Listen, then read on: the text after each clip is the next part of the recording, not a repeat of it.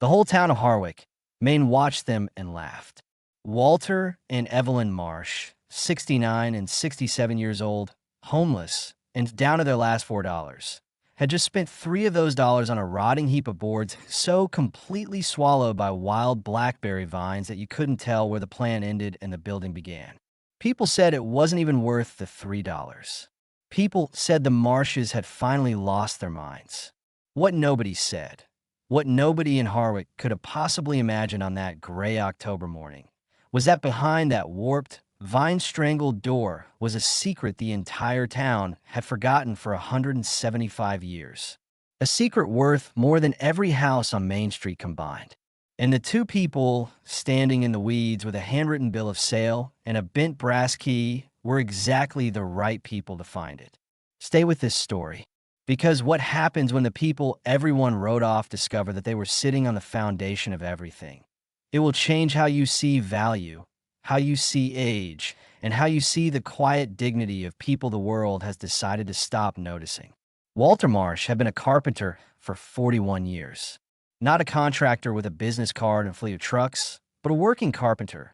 The kind who showed up at 6 in the morning and stayed until the job was right, who could read a warped floor the way other people read a newspaper, who had rebuilt half the porches in Harwick over 4 decades, and never once done work he was ashamed of. Evelyn had taught 4th grade at Harwick Elementary for 32 years. She had the particular quality of patience that comes from spending your professional life with 9-year-olds. A patience that was not passive but active, calibrated, capable of holding a room steady in its worst moment without appearing to do anything at all. They had been married for 43 years. They owned a small Cape-style house on Orchard Road that Walter had largely built himself, piece by piece, over the first decade of their marriage. They had 2 grown children, a daughter in Oregon and a son in North Carolina, both of whom called on Sundays and visited at Christmas and lived the kind of full, forward-facing lives that good parents raise their children to live. They had a savings account with $42,000 in it, accumulated over decades of careful, unglamorous thrift. They had a paid-off truck.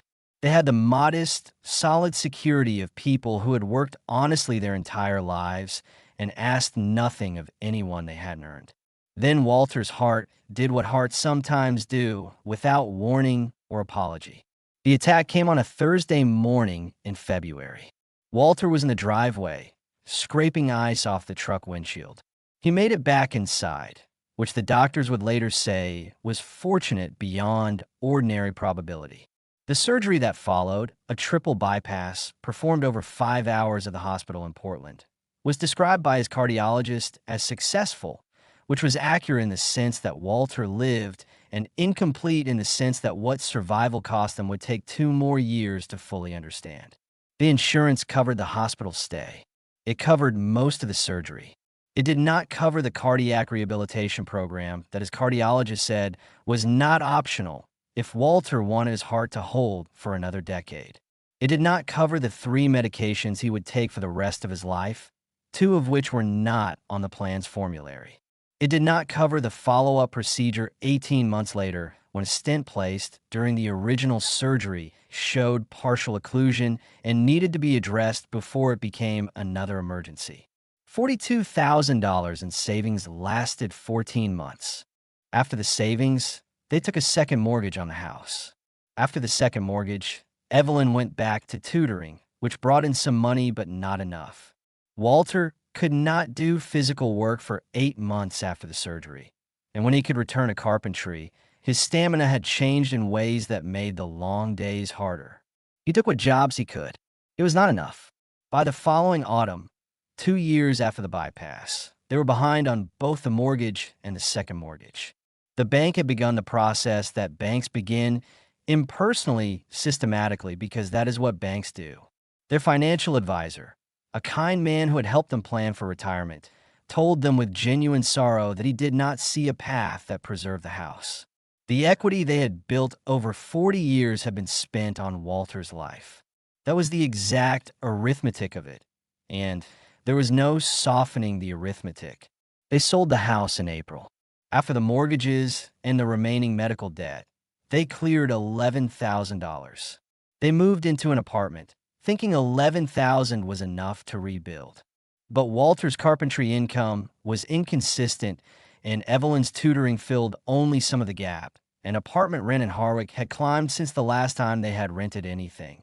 And by September of that year, the $11,000 was gone, and the rent was 3 months behind. The eviction notice came on a Wednesday. They packed what would fit in the truck. Not everything fit. 43 years of a life together. And what remained after the hospital and the house and the apartment was 2 boxes of photographs, a toolbox, their clothes, Evelyn's collection of books she had used for 32 years of teaching, and Walter's woodworking tools, which he kept because they were both his livelihood and the one category of possession he could not bring himself to sell. They parked the truck behind a Methodist church on Elm Street, which had a back lot the pastor had quietly told them they could use for a few days in the way that good people offer small impossible kindnesses when they do not know what else to offer. On the 5th morning in the truck, Evelyn counted what was in her wallet. $3.42. Walter had $2 in his coat pocket. $5.42. That was what remained of 43 years. It was Evelyn who saw the sign.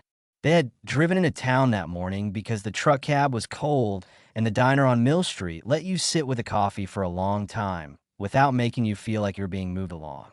They were on their way back, driving slowly because driving slowly used less gas, when Evelyn said stop and Walter stopped. The sign was handwritten on a piece of cardboard, taped to a telephone pole in front of the old Pemberton property at the edge of town. Estate sale. Contents and structures. Saturday and Sunday, 9 to 4. Cash only. The Pemberton address. It's today, Evelyn said. Evelyn. Walter's voice was the voice of a man, choosing his words carefully. We have $5. I know. I just want to look. Walter looked at his wife. In 43 years, he had learned to distinguish between the things she said casually and the things she said with a particular quality of attention that meant she was seeing something he wasn't yet. This had the second quality. He turned the truck around.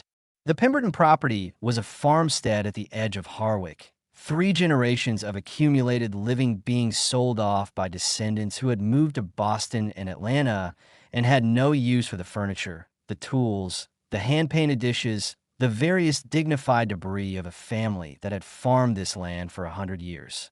There were 30 or 40 people there, moving through the yard and the house with the focused attention of buyers who knew what they were looking for.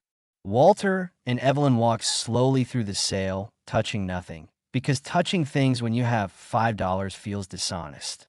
The furniture was priced at $20 and above. The kitchen items started at $8. A box of old books was tagged at $15. Everything was beyond them, and they both knew it. They were turning back toward the truck when Evelyn stopped. Away from the main sale, tacked to a fence post at the far edge of the yard, was a second, smaller sign, handwritten in pencil, partially obscured by a low-hanging branch. Back structure, as is. Best offer, minimum $3. Must remove or take ownership. Evelyn pulled the sign free and read it again. Silas, she said. She had called him Silas since their first year of marriage, a private name whose origin neither of them could any longer explain. Come look. They walked to the back of the property, past the barn and a woodshed, and through a gap in a stone wall, to the far corner where the Pemberton land met a stand of old maples.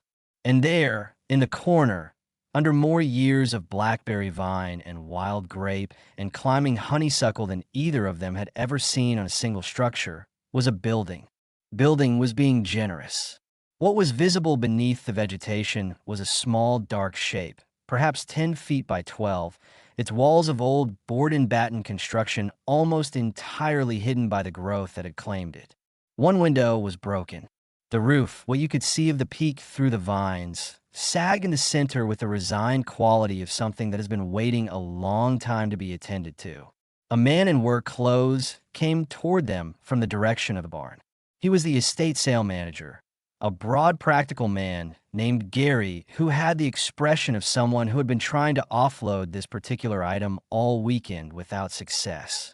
You folks looking at that? He sounded genuinely surprised. What is it? Walter asked. Gary shrugged. Old Pemberton never knew.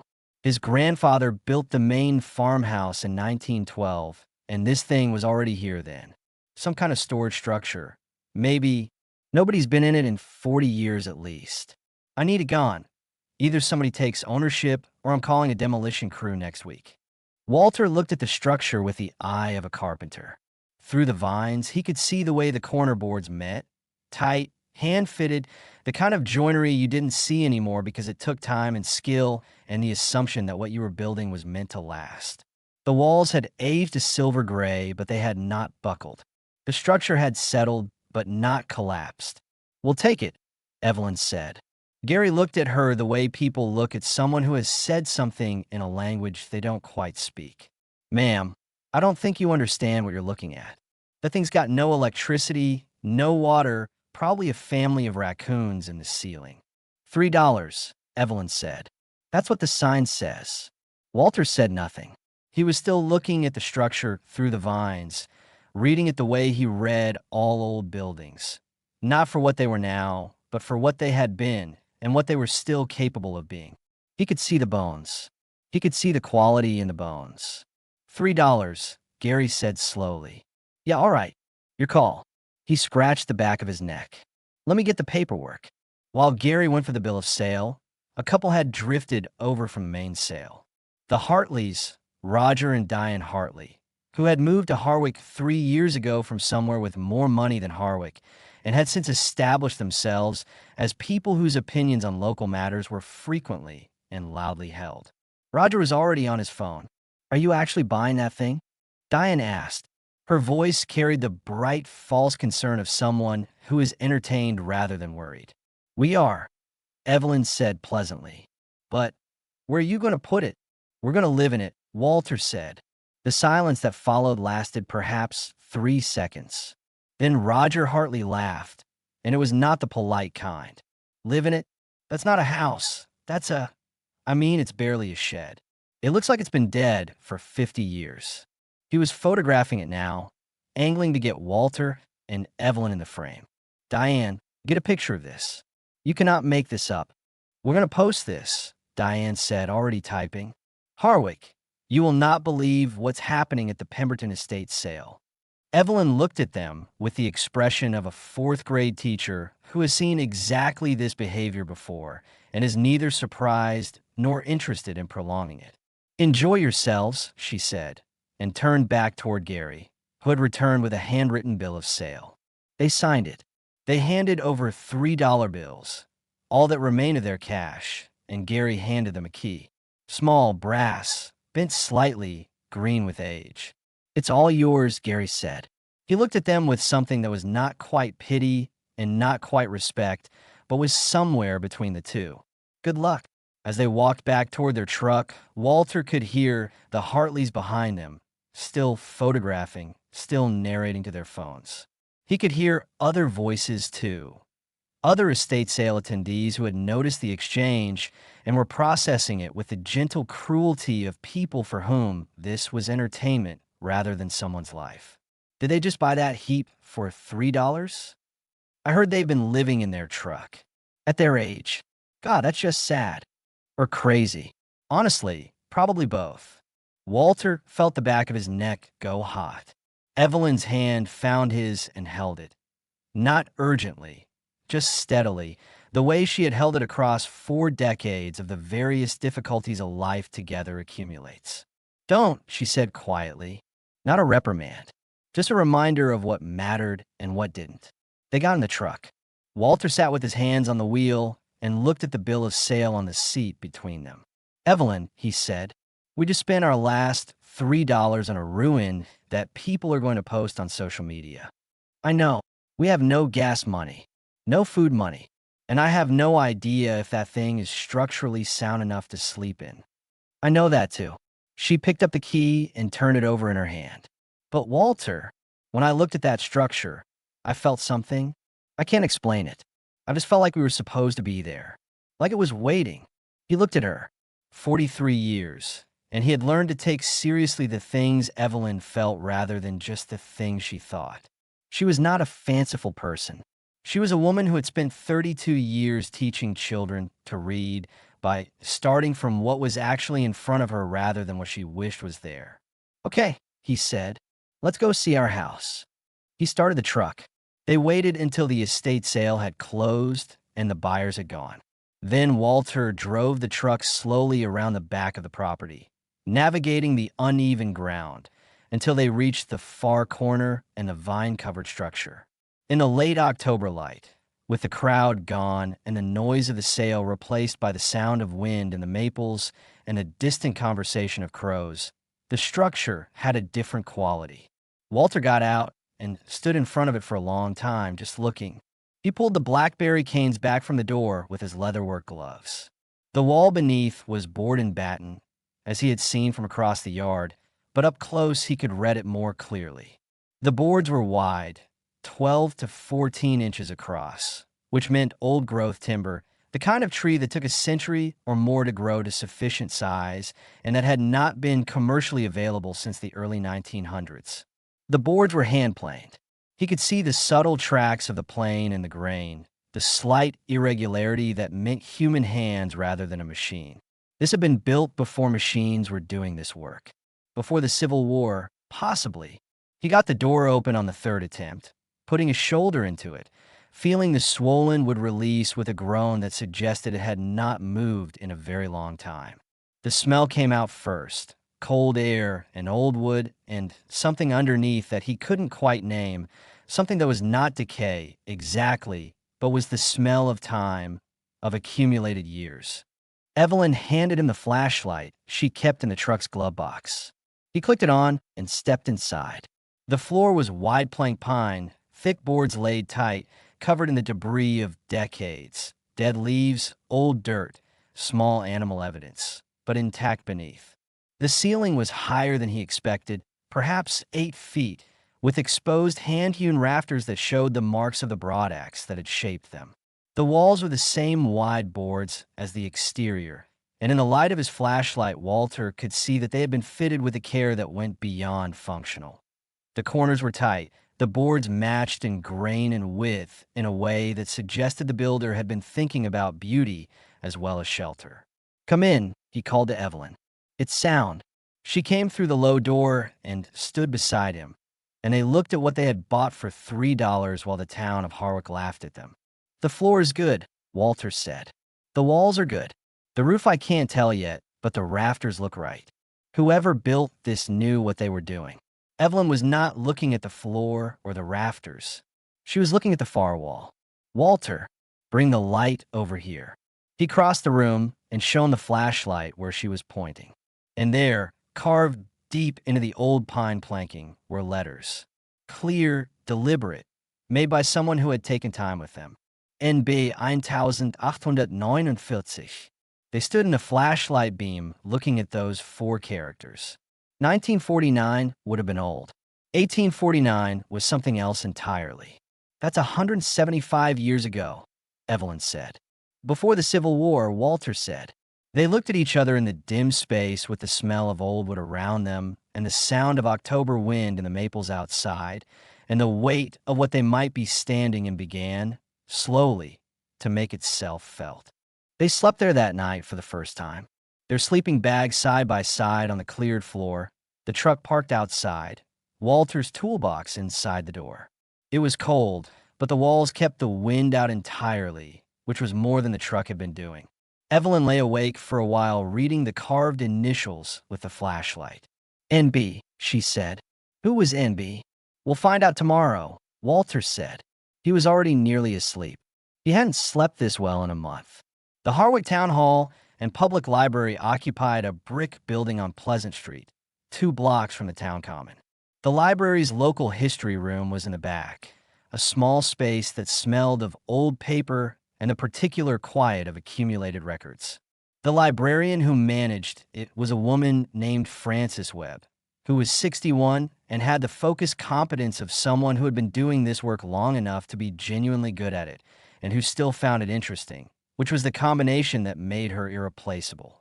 Frances looked up from her desk when Walter and Evelyn came in. She assessed them quickly and accurately, the work clothes, the worn boots, the quality of their attention, and decided they were serious. "We're trying to identify someone from 1849, Walter said. Initials NB possibly connected to the Pemberton property at the edge of town. Francis's expression sharpened. How connected? Their initials are carved into a structure on that property, along with the year 1849. Francis looked at him for a moment. Then she stood up and said, "Come with me." She led them to the back room and began pulling archive boxes from the shelves with the efficiency of someone who knows exactly where everything is. "The Pemberton property," she said as she worked, "sits on what was originally the Bowman land grant. Nathan Bowman filed the original land claim in 1847. He was, well, let me show you." She laid a document on the reading table. It was a copy. The original was in the state archives in Augusta, but it was clear enough. A land grant from the territory of Maine, dated June of 1847, conveying 320 acres along Harwick Creek to one Nathan Bowman, described as settler and trader, for the purposes of establishing a trading post and supply station at the creek crossing. Nathan Bowman, N.B. Evelyn sat down, not because she was tired, but because her legs had made the decision without consulting her. Francis continued laying out documents with the careful rhythm of someone building a case. A letter from 1848, written by Bowman to a merchant in Portland, discussing his plans for the settlement. A surveyor's notation from 1849 referencing Bowman's post at the creek, first permanent structure in the settlement. A photograph, grainy, taken in the 1880s, showing a small weathered building at the edge of what was clearly early Harwick, with a caption in faded ink. Bowman Trading Post, EST 1847 to 49, first structure of Harwick settlement. Walter unfolded the bill of sale for their structure and spread it on the table beside the photograph. Francis leaned over both documents.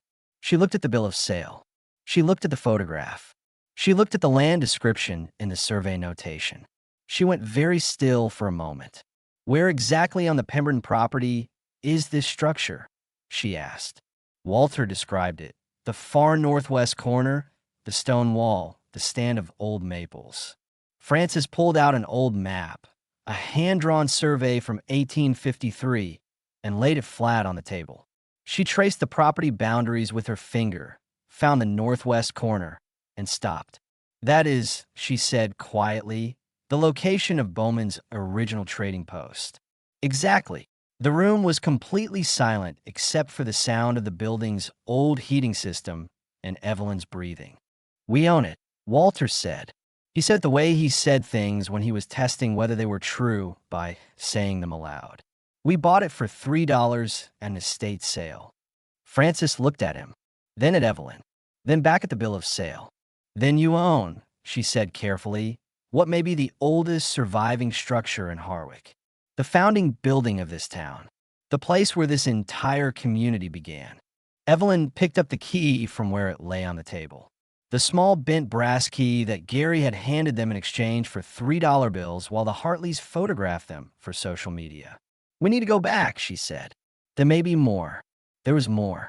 Walter found the loose floorboard on the third day, which was how long it took him to get the interior clean enough to see the floor clearly. He had been working methodically, the way he worked on any old structure, carefully paying attention to what the building was telling him, not forcing anything. The loose board was near the north wall, slightly proud of its neighbors, with the particular quality of a board that has been lifted and replaced many times over many years. He called Evelyn in from outside, where she had been pulling the remaining vines from the exterior walls. Together they worked the board up with the flat of a pry bar, gently, the way you open something old. Beneath it was a cavity perhaps 8 inches deep, running the width of the wall. And in the cavity, wrapped in what had been oilcloth, but was now mostly a dark, fibrous memory of oilcloth, was a metal box. Heavy, iron, padlocked with a mechanism so rusted it could not be locked in any functional sense. The shackle turned freely when Walter tried it. They carried it outside into the October light. Inside the box, protected by the metal and by the cavity above the ground where moisture had never collected, was a collection of objects that had been waiting since approximately 1852 to be found. The first thing they saw was a journal. Leather-bound, dry and cracked but structurally intact, the cover tooled with a simple geometric border. Walter lifted it carefully and opened to the first page. Journal and record of Nathan Bowman, Trading Post, Harwick Settlement, Maine. Commenced year of our Lord 1849. Frances had given them her card and told them to call if they found anything. Walter called her from the property and described what they had found, and Frances arrived 40 minutes later in a state of barely controlled professional excitement. She went through the contents of the box with the focused reverence of someone handling things that belong to history rather than to individuals. Beneath the journal were hand-drawn maps of the original settlement and the surrounding territory, detailed, accurate, showing Harwick Creek and the surrounding land in a way that matched the modern topography with remarkable precision. There were letters, folded, bound with a fragment of leather cord. And at the bottom of the box, 3 documents that made Frances go completely silent for nearly a full minute. The first was a land grant. Not the copy in the town records, but the original, on heavy linen paper with the territorial seal still intact in red wax, granting Nathan Bowman ownership of 320 acres and the rights associated with operating the sole licensed trading and postal station for the Harwick Creek settlement. The second was a charter, signed by representatives of the territorial government and bearing multiple wax seals, formally designating Bowman's Post as the official supply and communications hub for the surrounding territory. The charter included language that Frances read and then reread very carefully before she said anything. This grants perpetual rights, she said slowly, to the trading post and the holder of title to it. Specifically, water access rights to Harwick Creek, rights of way across certain territorial boundaries, and mineral rights associated with the original land grant. What does that mean in practical terms? Evelyn asked. Frances sat back on her heels in the dry October grass. I'm a librarian, not a lawyer. I don't know what any of these rights are worth in current law, or how they would be interpreted after 175 years. But I know that you need a lawyer who specializes in historic property claims. Today, not tomorrow. The third document was a letter written in Nathan Bowman's handwriting. They could match it to the journal, addressed to no one in particular, dated June of 1852. To whoever finds these records, it began, I'm setting aside these documents in this place because I believe this post and the land rights attending it should be preserved for the use of this settlement and those who come after. The charter grants these rights in perpetuity to the holder of this structure. I ask only that whoever holds this title remembers that Harwick was built by people who helped one another because there was no other way to survive, and that whatever benefit these records provide be used in that same spirit. I built this post to serve travelers and settlers who had nothing and needed something. I hope it continues to serve in some such way. En Bowman. Evelyn read the letter twice. Then she folded it carefully and put it back in the box. He knew someone would find it, she said. He left it on purpose. He was trusting the future, Walter said. They looked at each other in the afternoon light, and both of them understood at the same moment that they had been handed something that was not just about them. Frances Webb connected them with a property attorney in Portland named William Crawford, who specialized in historic land claims and who agreed, after a 40-minute phone call during which Walter described the documents in detail, to make the 3-hour round trip to Harwick the following morning. Crawford arrived with a colleague and spent 4 hours at the structure. He examined the documents with the focused attention of someone whose professional life had been spent understanding exactly this kind of material. He photographed everything. He made notes. He spoke in low, careful sentences to his colleague that Walter and Evelyn could not hear. At the end of the 4 hours, Crawford sat with them in the truck cab. It was the only dry, windproof space available and told them what he thought. "I need to be clear," he said, "that this will require extensive legal research and potentially court proceedings, and that my initial assessment may change as we understand the documents better. But based on what I'm seeing," he paused, "the charter is authentic. The land grant is authentic. The water access rights granted in the charter are almost certainly still legally binding. Maine has strong case law supporting historical water rights claims. Several businesses operating along Harwick Creek are doing so without the authorization that this charter requires. Those businesses would need to negotiate settlements with the holder of the charter." "What kind of settlements?" Walter asked. "Difficult to say precisely at this stage, but potentially significant. Additionally, the mineral rights in the original land grant. I've checked the county records. When the Bowman land was subdivided over the following decades and sold in parcels, the mineral rights were never explicitly transferred. They defaulted to the land grant holder. That would be whoever holds the title to this structure." "Are their minerals worth anything?" Evelyn asked. "Probably not extraction minerals," Crawford said.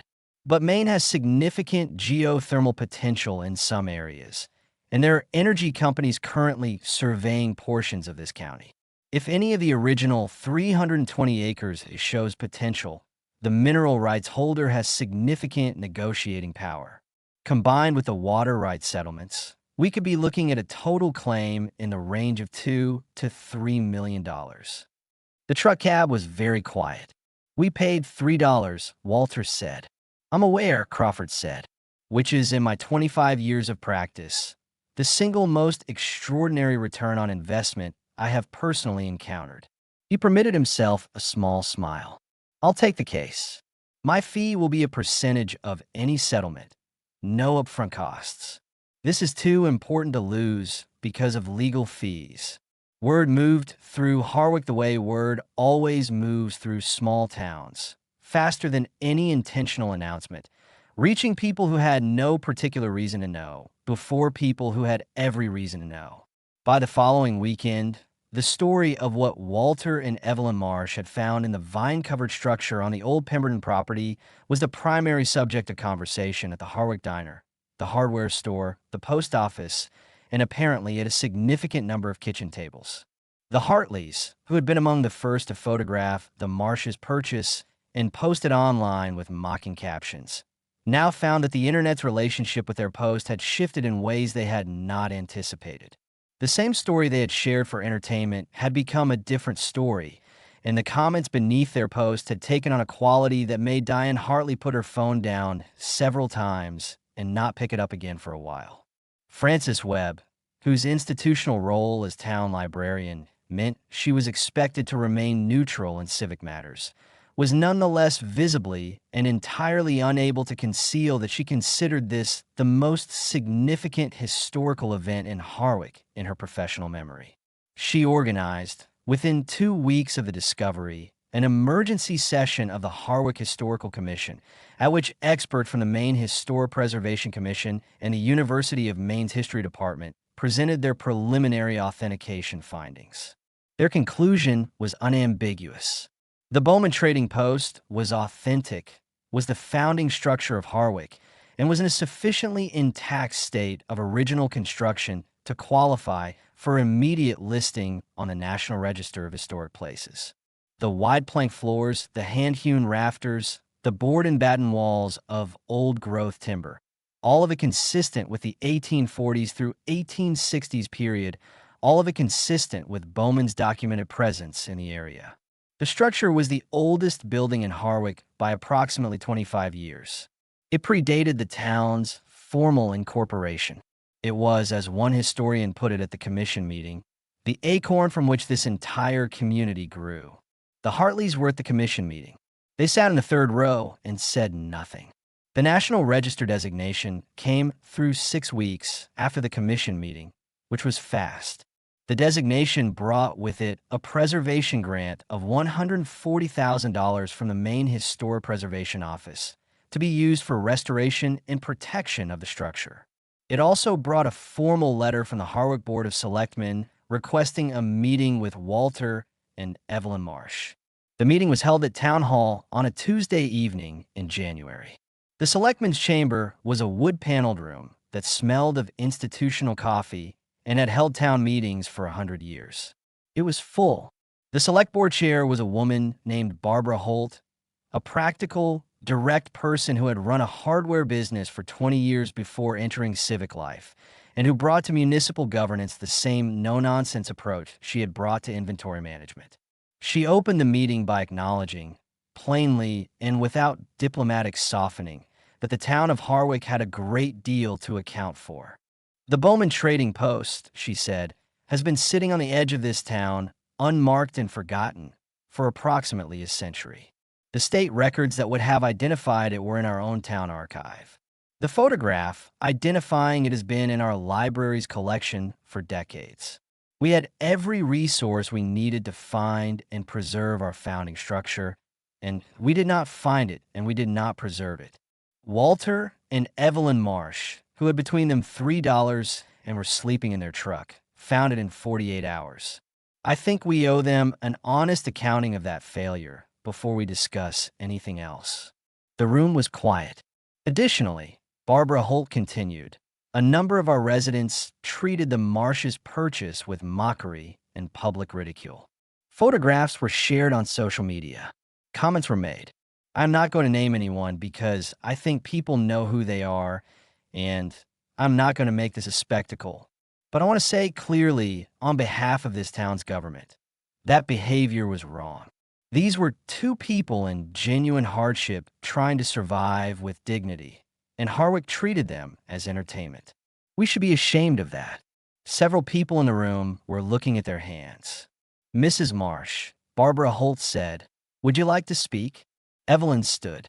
She had taught 4th grade for 32 years, which meant she had spent 32 years in rooms where the atmosphere could shift in a moment and where the person at the front had to hold steady regardless. She was comfortable in front of people. She was not comfortable with sentimentality, her own or anyone else's. She said what she meant to say. Walter and I are not going to pretend the last 2 years didn't happen, she said. We lost our savings, our house, and a good portion of our dignity to a medical system that will bankrupt families for the crime of surviving serious illness. And we are not the only people this has happened to, and we will not be the last. That is the reality we were living when we drove past that estate sale sign. We bought a $3 structure because it was all we had, and we bought it because something told me it mattered. I can't explain that more precisely than that. I just felt it. What I want to say to this town is not about what we found or what it's worth legally. I want to say something about what it means to be looked at by the people around you and found lacking. To have your circumstances used as entertainment. To walk through a place where everyone knows you and feel invisible and contemptible at the same time. She paused.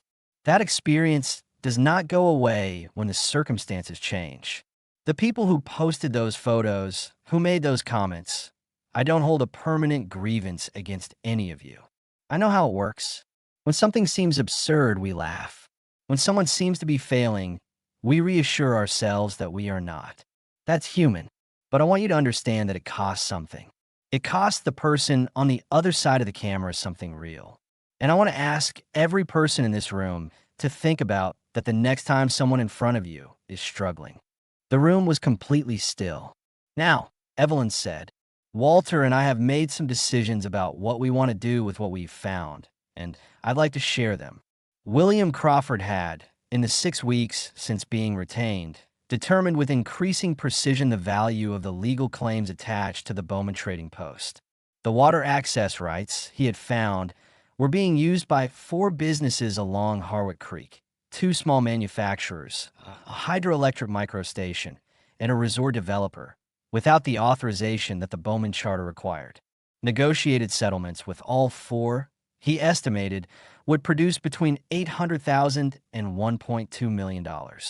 The mineral rights, which covered portions of the original 320 acres now occupied by a significant number of Harwick properties, were potentially subject to claims in the range of $1 to $2 million, depending on geothermal assessments currently underway. Total potential value of the legal claims, somewhere between $2 and $3 million. Walter and Evelyn had spent 3 evenings at the library's reading table, after hours, with Francis Webb's permission, going through Nathan Bowman's journal. It was detailed, specific, and written with the clarity of a man who trusted that someone would eventually read it. Bowman had built his trading post, he wrote, because he understood that the people using the creek crossing, settlers, traders, trappers, families moving north, needed a fixed point, somewhere they could stop, somewhere they knew someone would be there. "I am not in the business of charity," he had written in the fall of 1849, "but I am in the business of hospitality, which is different. Charity is given to people as lesser. Hospitality is offered to people as equal. Every person who comes through this post is my equal, and I treat them so, regardless of what they carry or don't carry." Walter had read that passage aloud to Evelyn and then sat quietly with it for a while. They knew what they wanted to do. Standing in the selectman's chamber, Evelyn outlined it. The preservation grant of $140,000 would be used to restore the Bowman Trading Post with full historical integrity. The structure would be preserved exactly as it was, in the materials and methods of its original construction, while being made weathertight and safe for use. This was non-negotiable. The building would remain as it was built. The water rights settlements would be negotiated not for maximum extraction, but for fair value, with the goal of resolving the title issues rather than enriching the claimants. The businesses along the creek had operated in good faith without knowing the charter existed. Walter and Evelyn were not interested in punishing good faith. The mineral rights claims, similarly, would be resolved through nominal fees to existing property owners, $100 per parcel, regardless of size, clearing the title issues and generating a modest fund without placing unfair burdens on people who had bought their properties without knowledge of the historical complication. The total proceeds from the legal settlements, after Crawford's fees, were estimated at approximately $2.4 million. Walter and Evelyn's plan for that money was the part that made the room go entirely quiet. They were establishing a foundation. The Bowman Foundation, named for the man who had written in his journal about the difference between charity and hospitality. The foundation's purpose, as Evelyn described it, was specific. Nathan Bowman built his trading post for people who needed a fixed point, she said. A place where someone would be there. That's what we're going to build. A resource center for seniors in Harwick and the surrounding area who are facing what we faced, medical debt, housing instability, the particular catastrophe that happens when you do everything right for 40 years and then a diagnosis undoes all of it in 18 months. Walter and Evelyn would live on the property as caretakers in a small addition built adjacent to the restored trading post. The foundation would employ a social worker and an administrator. It would maintain an emergency fund for utility payments and medical bills. It would provide practical assistance, help navigating insurance claims, connecting people with legal aid, the specific unglamorous help that makes the difference between surviving and not surviving. "We don't need millions of dollars," Walter said, speaking for the first time. "We need a house, which this gives us. We need a purpose, which this gives us. And we need to know that the thing we found gets used the way it was meant to be used." That's it. Barbara Holt, the select board chair, had been making notes during the entire presentation. She looked up. "The town of Harwick," she said, "would like to be a partner in this foundation. Formally, financially, and in terms of civic support. I'd like to bring a formal proposal to the next board meeting. But I want to say something first on behalf of the board." She looked at Walter and Evelyn directly. "You had $3. You were sleeping in your truck. And when you found something valuable, the first thing you thought about was how to use it to help other people who might end up where you were. That is not a small thing. That is the kind of character that does not come from comfort or security. It comes from having been in the dark and choosing, when you find the light, to turn it toward others." She paused. "Harwick does not deserve you, but we're going to try." The Hartleys came to see Walter on a Thursday in February, which was the week after the selectmen's meeting and the week before the formal announcement of the Bowman Foundation. Roger Hartley called first, asking if they could come by. Walter said yes. They drove out to the structure, which by February was in the early stages of restoration. The vines cleared from the exterior walls, the roof temporarily stabilized, the interior cleaned and documented. Walter met them outside. Roger Hartley was a man who had been successful at various things in his adult life, and who had arranged his personality around that success in ways that were not, Walter thought, entirely his fault. Some people learn early that confidence is rewarded, and they learn to display it whether or not it's warranted, and it takes a specific kind of shock to interrupt the habit. Roger Hartley appeared to have received that shock. "We owe you an apology," he said. He said it without the particular quality of a person performing an apology, which Walter had expected and which would have made things harder. He said it the way people say things when they have thought about them seriously and arrived somewhere real. "What we did, the photos, the posts, the comments, it was cruel. We didn't think of you as people who were in pain. We thought of you as a story that was funny. That was wrong." Diane Hartley had been crying before they arrived, Walter thought. Her eyes had the quality of eyes that had been crying recently and are making an effort not to do so currently. "I've taken the post down," she said. "I know that doesn't undo anything." "No," Evelyn said, from where she stood beside Walter. "It doesn't, but it's the right thing to do anyway. Is there anything we can do?" Roger asked. "For the foundation for the restoration. Anything." Evelyn looked at him for a moment. Then she said something that Walter had not expected her to say, which was also true of most of the best things she had ever said. "Yes," she said. "Tell the story honestly. Not the version where we found treasure and everything turned out fine. The version where you saw two people struggling and made it worse, and then you had to think about what that meant about who you were, and you came back. That version. Tell that one." The Hartleys were quiet. "The people who will use the Bowman Foundation," Evelyn continued, "are going to be people like us. Older people. People who have lost things. People who look from the outside like they have nothing worth paying attention to. And every person who encounters them is going to make the same choice you made that day at the estate sale. They're going to decide in about 3 seconds whether this is a person or a situation, whether this is someone to help or something to photograph." She looked at them steadily. "You have the chance to make a different choice going forward. That's what I'd like from you. Not money. A different choice." Roger Hartley nodded slowly. "We can do that," he said. "We want to do that." They shook hands, all 4 of them, in the cold February morning in front of the oldest building in Harwick. Walter watched the Hartleys drive away and then turned to look at the structure behind him. The silver gray boards, the careful joinery, the initials carved into the wood by a man who had understood in 1849 that a fixed point matters, that someone being there matters, that hospitality and charity are different things. "You all right?" Evelyn asked. "Yes," Walter said. "I'm good." He meant entirely. 1 year after buying the Bowman Trading Post for $3, Walter and Evelyn Marsh stood on the new cedar porch of their small caretaker's cottage and watched the sun come up over Harwick. The restoration was complete. The Trading Post looked as it had been built to look, the wide boards planed by hand, the tight corner joinery, the rafters bearing the marks of the broadaxe that had shaped them in 1849.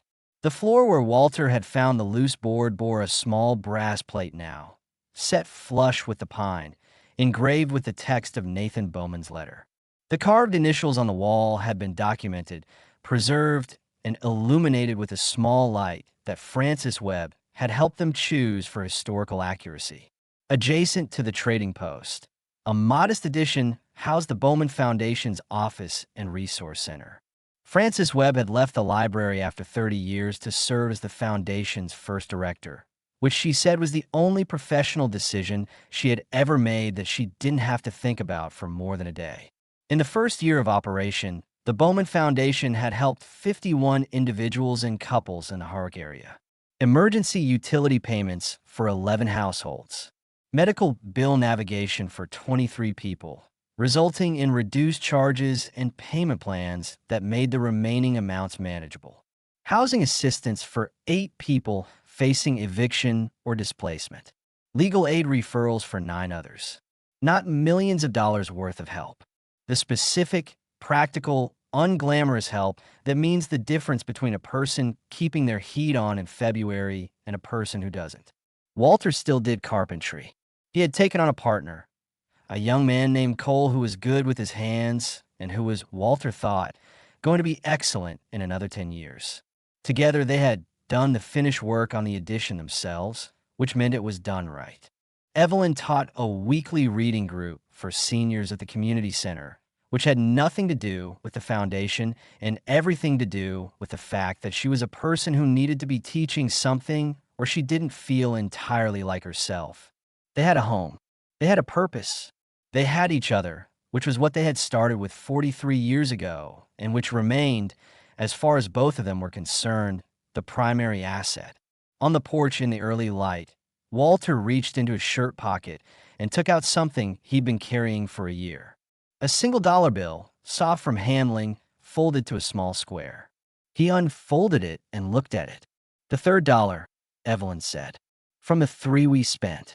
He had kept it without really explaining to himself why. Now he thought he knew. "I'm going to frame it." He went inside and came back with a small frame he had made the previous week from a piece of the old growth pine he had salvaged during the restoration. A piece too small for structural use, too good to throw away. He fitted the dollar bill into the frame and hung it beside the door of the trading post.